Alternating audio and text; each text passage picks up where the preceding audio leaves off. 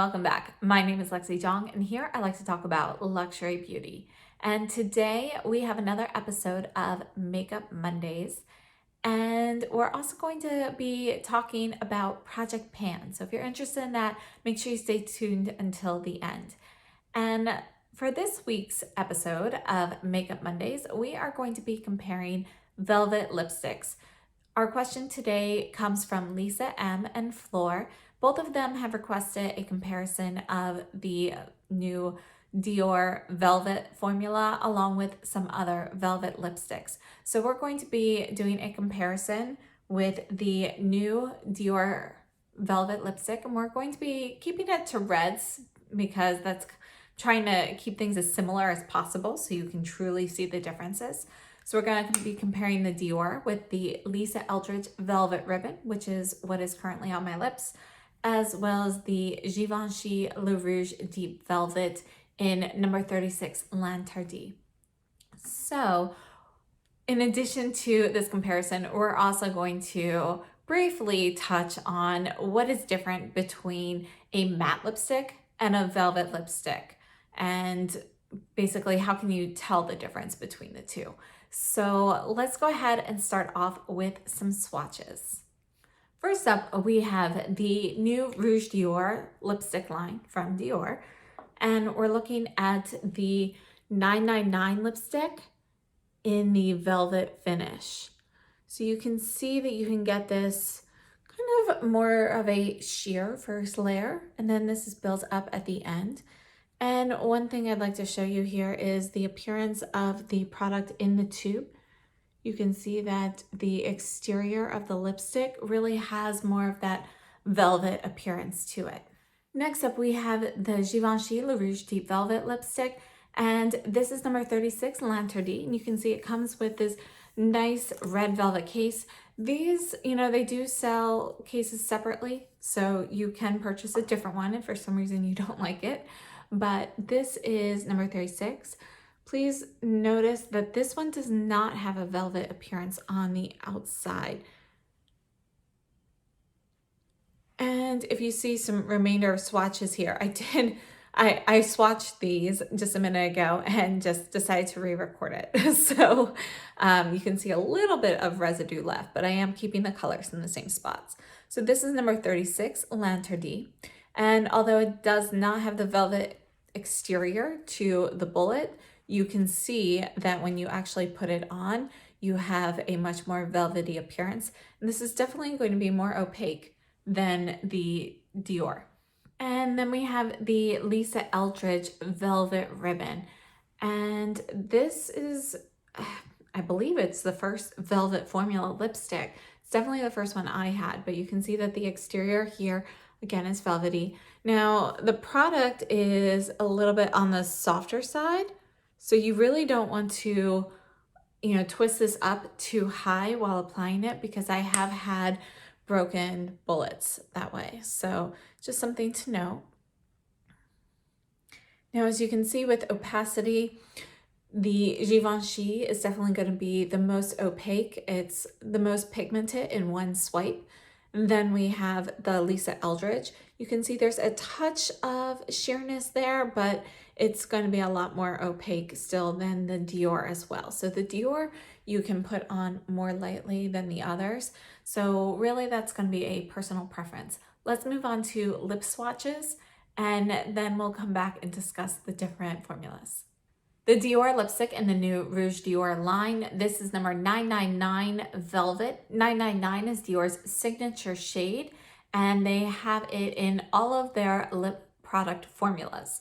So there are 4 finishes in this new line in 999, as well as, their liquid lipsticks and things like that also come in this shade. So if you decide to order one, you kind of have to look around and make sure that you have the right finish, because Dior's website, if you're ordering directly from their website, it's a little bit difficult to tell which finish the product is in. They aren't labeled very well. So just a heads up there. Now, as you can see with this lipstick, it goes on very smoothly, but there is some sheerness to it, and you can put this on as a lighter layer or build it up. It's very smooth and comfortable. It is going to be the thinnest formula of the three, and it's still very comfortable on the lips. Here we have the Givenchy Le Rouge Deep Velvet Lipstick. This is an ultra creamy velvet formula. You can see that it is much thicker than the other two formulas we're looking at today. It's more pigmented, and the creaminess itself it's just a little bit thicker and creamier in general. It's very comfortable on the lips. If you are somebody who does not like matte lipsticks, but you really want to try out something with more of a matte finish, this would definitely be a product I would recommend because it still has more of that creamier texture to it that is more common with satin finish lipsticks. And this is the Lisa Eldridge Velvet Ribbon. This is one of my favorite reds, and this kind of started the whole velvet lipstick movement to my knowledge.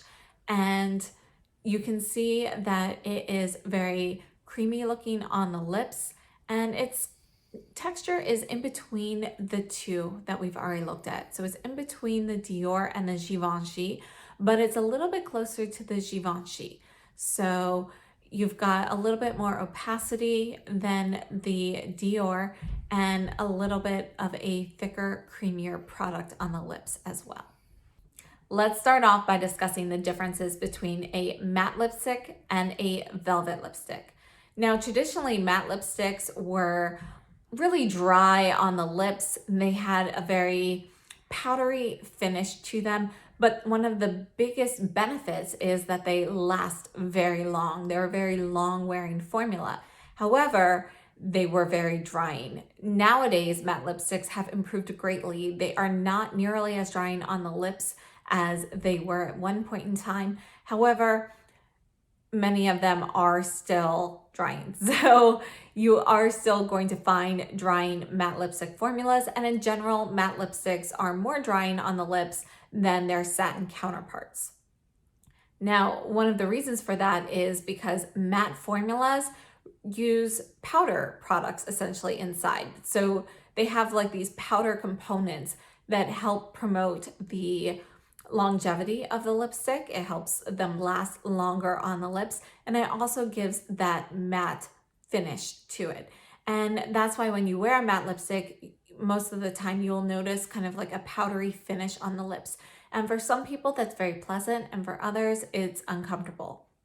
Now, most of the matte lipsticks that I've tried recently, they still dry down to that powdery finish, but they don't necessarily leave my lips feeling as tight and dry as older formulas have.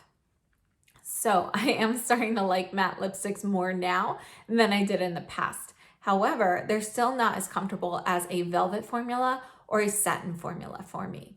Now, velvet formulas, they are newer to the market. And as I mentioned before, Lisa Eldridge's velvet formula was the first one I ever tried, and to my knowledge, it was the first one on the market. It was the first one I had seen, and just seeing that beautiful velvet exterior really made me want to try it.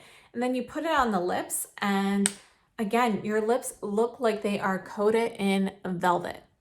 So that's the difference between velvet and matte lipsticks. The biggest difference is how they look on your lips.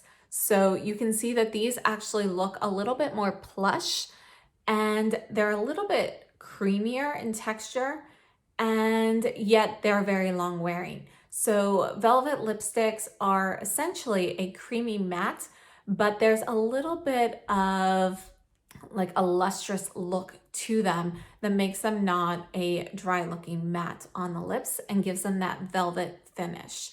So I think that's going to be your biggest distinguishing factor. But another key component of velvet formulas over matte formulas is that these are creamy. So they are creamier on the lips, especially when you first apply them. So if you're somebody who doesn't like matte formulas and you don't like that dry powdery feeling, the velvet lipsticks have much less of that. Now, I have to say that with these velvet formulas, you put them on, they feel very creamy. Some of them are a little bit thicker, such as the Givenchy, but as you wear them, they wear very well and they dry down. And when you've had them on for a while, like hours, they will end up turning more into a matte look. And with some of the velvet formulas, you do feel more of that powdery finish. Never to the extent of a true matte lipstick, but there is definitely more of that powdery feeling to it than you would notice with something like a satin or cream finish lipstick. Now, as I mentioned before, the powders in there are what give these lipsticks their longevity. And velvet lipsticks, they wear very well and they last a very long time. Now, they are creamier than a true matte, and as such, I personally have more wear on the lipsticks with those. So what I mean by that is there will be more transfer of the product because again, it's not going to dry down as much as a matte lipstick will. But once that creamy layer falls off essentially or wears off, what is left is essentially a matte lipstick and will wear very well. So longevity wise, you can get, essentially a full day's worth of wear with your first application of these lipsticks. So that's one of the key features of velvet lipstick. So personally, I prefer velvet formulas over matte formulas, but again, it's going to be a personal preference and how creamy you like to have that texture on your lips. Now, I do have to say that matte formulas do tend to last a little bit longer and they just look fresher longer than a velvet lipstick does on me. And again, a lot of that is due to the transfer issue. Velvet lipsticks will transfer more than a matte lipstick, so it's going to matte lipsticks will stay more opaque on your lips and just look more freshly applied than a velvet lipstick for a longer period of time. Now, as for these three formulas in particular, as I mentioned, the Dior is definitely going to be the most transparent formula. You can definitely build it up, get it opaque on your lips, but if you like a lighter look or you want to kind of dab it on, you can get more of a matte finish with that as well. And you can do that with any of the velvet lipsticks. I applied it straight from the bullet, which is my normal method of application, but these can also be applied with a lip brush, or you can just kind of dab it on. And if you dab it on, you're going to get more of a matte stain. And that matte stain, again, will still have a little bit of like a lustrous quality to it that does not look flat matte. So that is another thing you can do with these. Now, the Dior is going to be the most sheer of these. It's also the thinnest formula. It's very comfortable on the lips, but you're going to feel like you need to reapply this sooner. The Givenchy Le Rouge Deep Velvet, in my opinion, it's actually the most comfortable of the three. But again, I'm somebody who is not super fond of matte lipsticks. I prefer having some of that creamy feeling on my lips for as long as possible. And the Givenchy Le Rouge Deep Velvet formulas really do that for me. So for me, these are actually going to be the most comfortable on my lips. And I also find them to be the least drying. The Lisa Eldridge, is very comfortable. It's very similar to the Givenchy, but I think it's slightly thinner in formulation and, it's slightly less creamy. Now, I have to say, I don't find any of these three formulas to be drying on my lips. They are all comfortable. I haven't noticed any drying out of my lips. All three of these particular formulas have left my lips in the same condition that they started in. So none of them have improved hydration or anything like that for my lips, but they haven't made it worse either. So that's really all I can ask for, in my opinion, for a velvet or matte formula. So I think all three of these formulas are great. Now I have to say that I really love all three of these formulas, and I am interested in purchasing more shades in all three of these formulas because I find them all to be comfortable on my lips, and really which one I choose depends mostly on the shade, but just sort of also on my mood, which one I'm in the mood to wear on my lips texturally. So again, the Givenchy's the thickest formula, and the Dior is the thinnest formula, and the Lisa Eldridge is kind of in between. So I hope this comparison was helpful, and let's move on to Project Pan.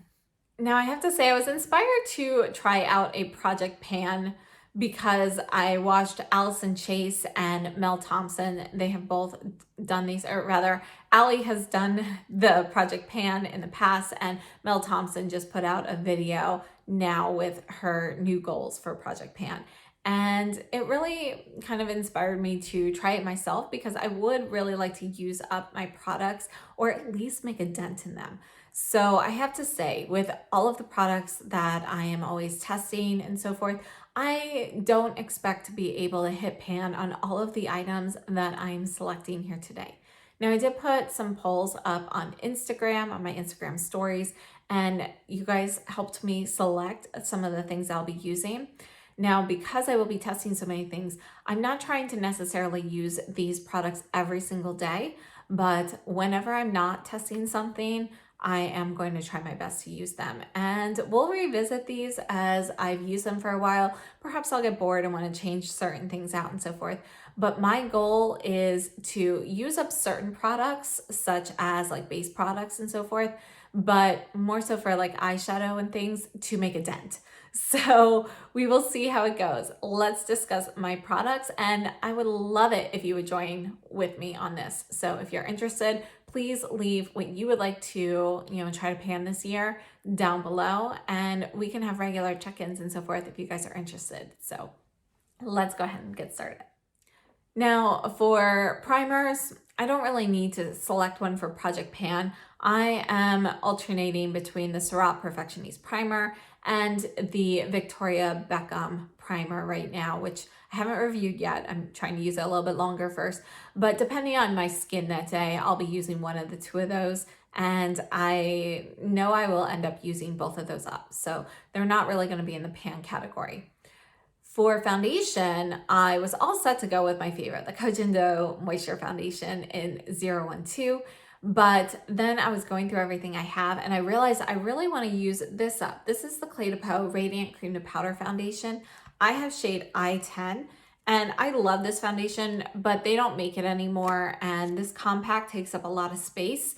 So I'd like to use it up and move on to something else and clear up that spot for something else. So this is where we are starting with this. You can see that, it's not completely flat. I have definitely used this, and hopefully we will use this one up. So this is going to be my foundation choice for Project Pan. For concealer, we're going to use the Chantecaille Le Camouflage Stylo in shade 1. I've been using this a ton, and I'd like to finish this up and be able to replace it either with another one of these, or if there's something new that comes to the market. So this one I really love, and I think the color match goes well with the Clé de Peau, whereas I considered using the Clé de Peau, what is this, the Radiant Corrector for Eyes. It's just a little bit too dark, so I wanted to use this one up instead because I like this one more. For brow products, I wanted to use up the Guerlain Matte Eyes, and this is the brown shade, the medium shade. This is their fiber brow gel. It has this kind of top on here, and it's starting to get a little old. I purchased this during the summer, so I want to finish this up and then go back to my favorite combination, which right now is the Gucci Brow Pencil and the Surratt Brow Pomade. Now for mascaras, I typically try to use them up within a certain deadline, so I'm not really going to include them in Project Pan, but the ones that I have open right now, I have the Chantecaille Faux Cils Longest Lash Mascara, the Surratt Noir Lash Tint, and the Jones Road Mascara. I like all three of these, and I'm going to try to use these up. I do have a new one coming, the new Chanel one I ordered, so I will be adding that to the list. So we're not really going to include these in Project Pan, but aside from this new Chanel one, I will not be opening new mascaras until I finish up 2 of these. Now for face powder, we're going to go with the Sisley Phyto Poudre Compact. This is shade 1, Rosy. This is where we are starting with this. So you can see that I have been using this quite a bit. I use very little at a time. And this I will be using as setting powder, sometimes finishing powder. This is not to say I'm not going to be using my other powders at times as well, but I am going to make a concerted effort to get further on this particular compact. Now, another thing that you guys voted on Instagram is what to do for cheek products. I was trying to decide whether I should use the Burberry Essentials Glow palette, which I absolutely love. I've been reaching for it all the time, or whether I should try to make my way through some of my other favorite products. So you guys chose the combination of the Guerlain Meteorites Pearl Dust palette, and we all know I love this. I've used this a ton. You still can't tell. So there's no way I'm gonna hit pan on this, but I would like to progress further into the pan with this. I also have the Gucci bronzer in Fair. Again, something else I've used a ton of, but I need such a small amount of product for this that I don't think I'll hit pan on it either. But we'll be using this on a regular basis. And for blush, this is actually my oldest blush. So this is the Chanel blush in 68 Rose Ecrin, or Rose Ecrin.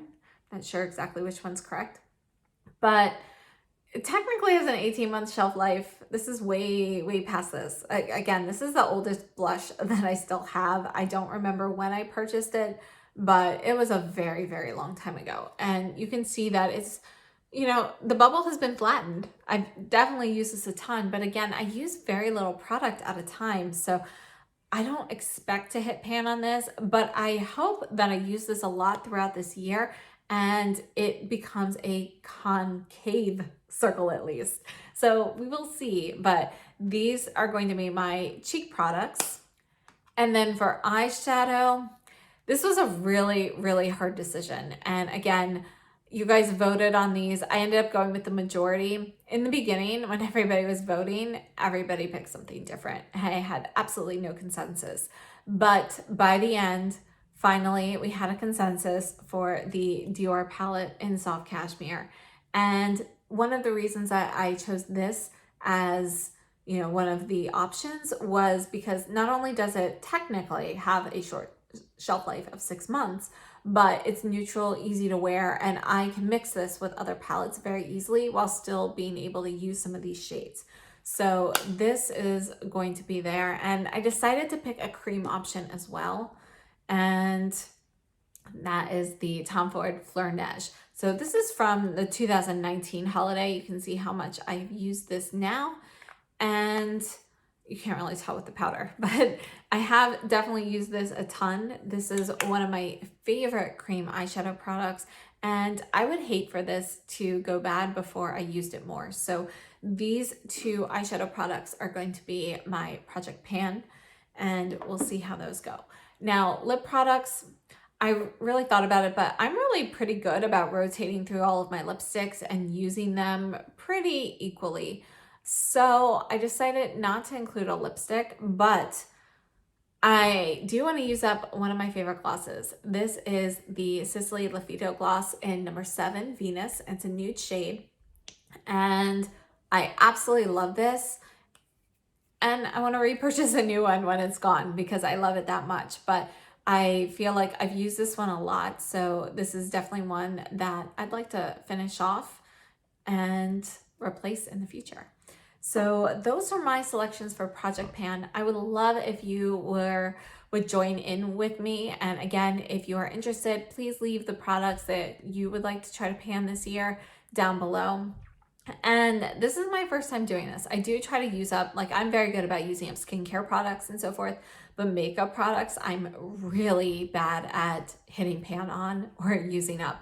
So I would like to at least make a dent in some of these. And I purposely chose things that I love, things that, you know, I'm not going to be like, oh, I really don't want to use this again type thing. So I want to use these up because I love them and I want to make sure I get my use out of them. So I would definitely recommend, if you are interested in doing this, picking things that you really love as well. But for example, the eyeshadow, you know, I can replace this when this is gone. So that's definitely something else to take into consideration. Now, the Tom Ford Fleur Neige, I cannot replace once it's gone. It was limited edition, it's gone.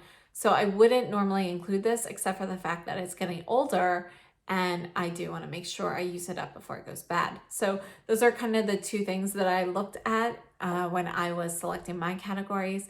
Thank you so much to everybody who voted on this and helped me make these selections. And as I mentioned, I won't be using all of these products necessarily every day because, again, I like to test all of the new products thoroughly. I don't want to do just like first impressions. So I definitely, will use these when I can, but not all the time. So thank you so much. I hope this was helpful, and I will see you soon. If you enjoyed this video, please give me a thumbs up. Consider subscribing if you haven't already, and have a lovely day. Stay safe and healthy.